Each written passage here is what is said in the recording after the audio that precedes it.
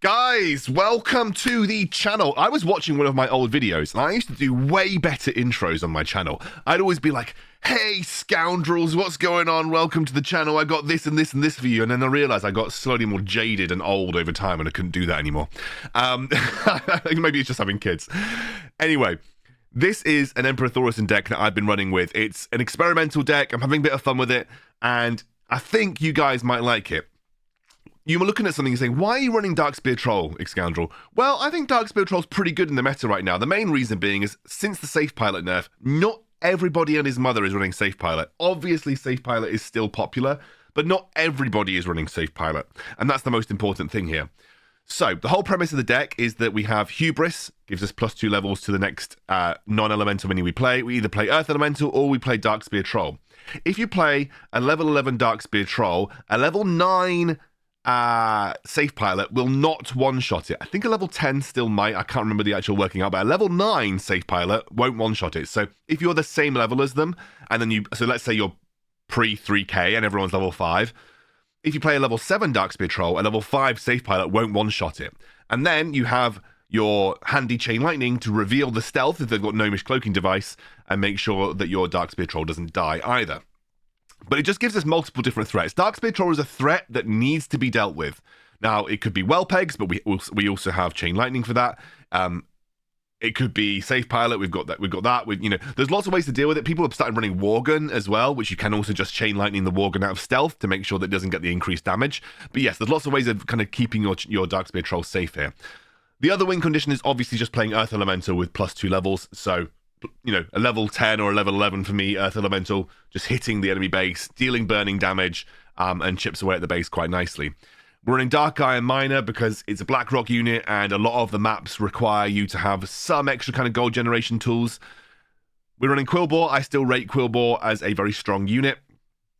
We're running Griffin Rider, great anti-air unit, great defensive unit, and of course we're running Big Bad Voodoo on our Darkspear Troll. I'm actually running Storm's Reach on Chain Lightning, but realistically I think Brilliant Flash would also work really well in this scenario. I actually prefer Brilliant Flash with Darkspear Troll, but Storm's Reach can just sometimes help you on some maps where you want the extra damage to get applied.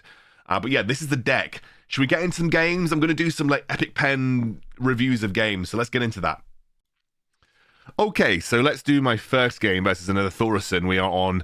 I can never remember what this one's called. Is it like Undercity or is it Hillsborough? I can never remember what this actual map is called. It's the only map I can't remember the name of. Anyway, so versus a gargoyle version of the deck that I'm playing, and yeah, this one was tough actually. This is He's got Deep Breath, so he's running something that can basically one-shot my troll, even at 2 levels above.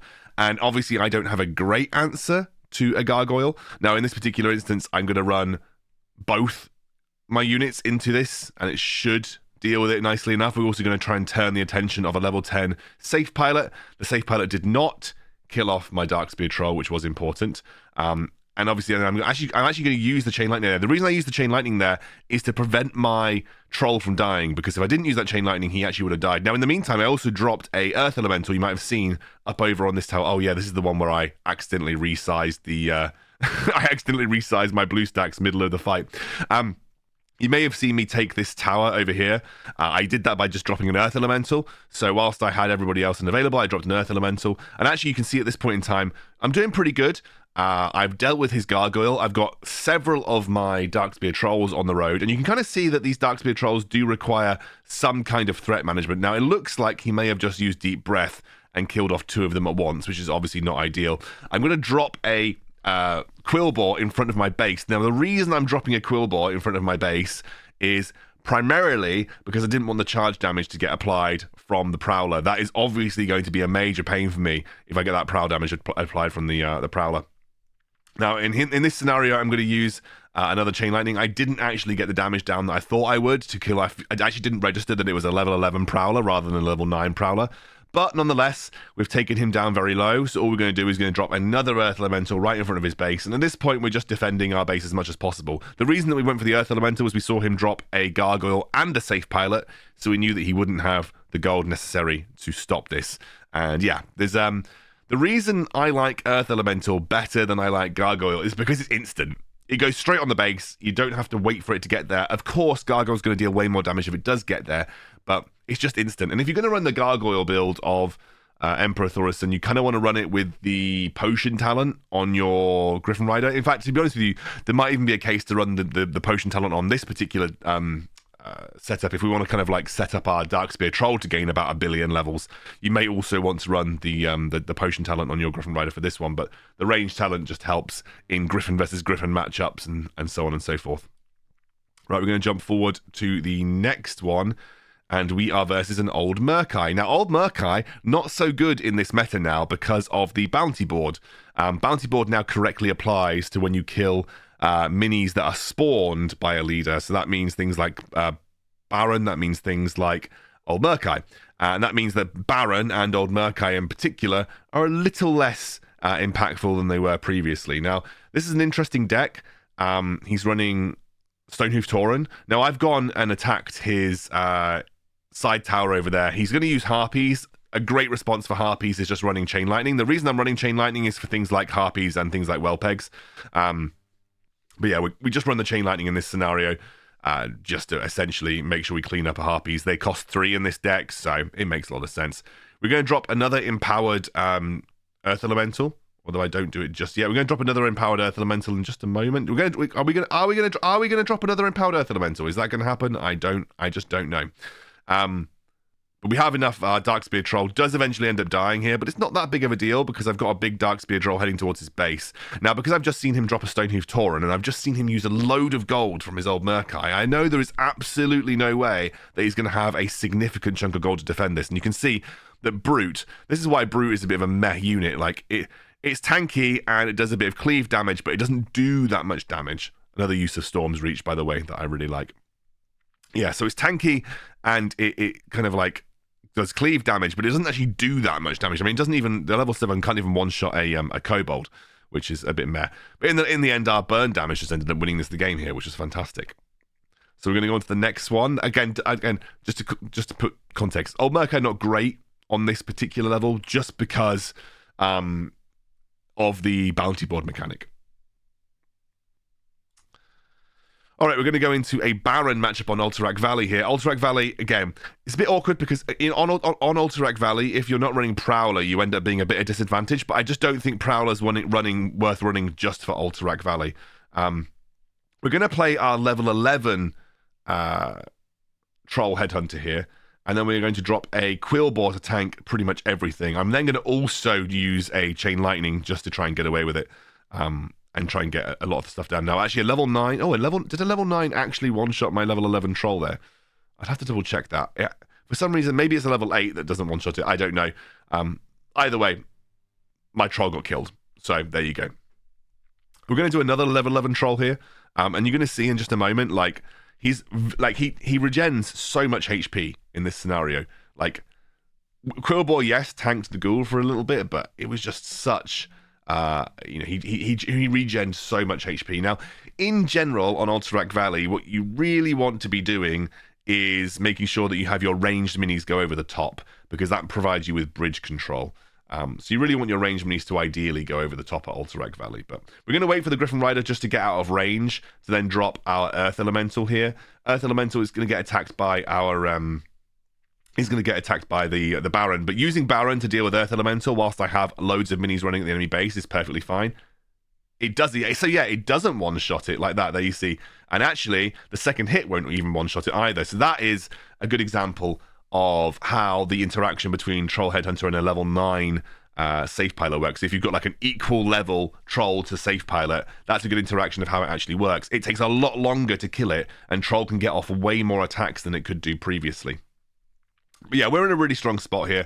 You'll see it again in just a moment. Didn't one-shot it. I was trying... So this is where the stun would come in useful. So instead of running Storm's Reach, stun in that situation probably would have saved my Darkspear Troll. So there was, this is why I'm thinking that I might run Brilliant Flash again over Storm's Reach. But there have been some situations where Storm Reach has been really good. Now, he obviously misplayed. He meant to play that underneath the bridge.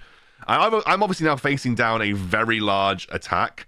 But what I'm going to do is just, like, I've just seen him use a safe pilot. I know that he won't have a good source of elemental damage to stop this Earth Elemental. I'm just going to send the Earth Elemental at his base. Doesn't matter what else he's got coming at my base. I'm going to win with the Earth Elemental here, and we end up getting it done.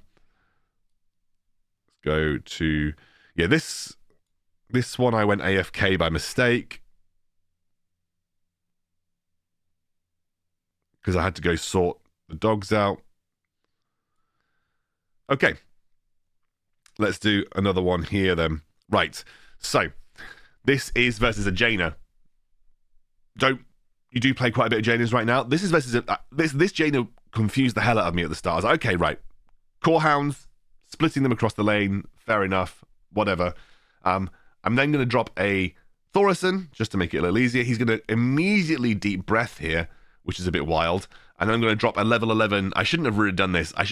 I was obviously looking for a good opportunity to drop this safe pilot, but yeah. He then double Chain Lightnings me. And I'm like, okay, what on earth is this deck that I'm playing? Like, this is basically full spell Jaina deck. Now, I'm not going to let him farm, and I'm also just going to use my own Chain Lightning in that scenario, get a little bit of damage down across the board. And yeah, I'm going to go back again. Now, we're going to turn these guys away with the Quillbore. I'm playing an empowered Quillbore because I just want to sort of tank it for a little bit longer. Could have used Chain Lightning maybe there, but I'm going to just get rid of the Jaina, which is the most important thing in this scenario. Just getting rid of the Jaina, very important. And we're going to replay a Darkspear Troll that's good enough to deal with these Core Hounds. I'm taking a lot of damage here. It's just a bit wild. I was not expecting this kind of deck, so I was caught a little bit by surprise in this scenario, which is okay. You know, getting caught by surprise is okay. You just need to know how to react to it. I'm actually going to drop an Earth Elemental to put pressure on his base. That's a really, really nice Deep Breath from him. Gets rid of my Darkspear Troll again. But we are starting to chip some damage down on his base now. He also doesn't have very good gold miner control. So my miners are essentially getting away with this for free. He has to use spells to stop my mining, which he doesn't want to do, ideally. Now, this is the way we're like, okay, he's running Worgen. We'll Chain Lightning it straight away. We'll make sure that my Darkspear Troll survives.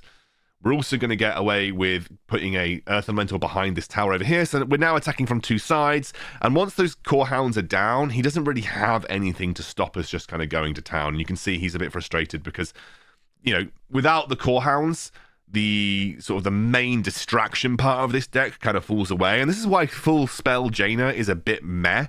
Because spells in PvP are only used to gain value.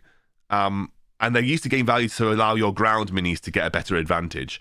If you don't have any ground minis and you're using all spells, all you're going to be doing is constantly clearing the base. So the only other option you've got is to chip away at the base damage, and you've just got to hope that you constantly clear and chip away at base damage, but he was not able to. And that, my friends, is a bit of a display of this deck. I think it's really fun. Just go and have fun with it, give it a go, and I hope you guys have a great day.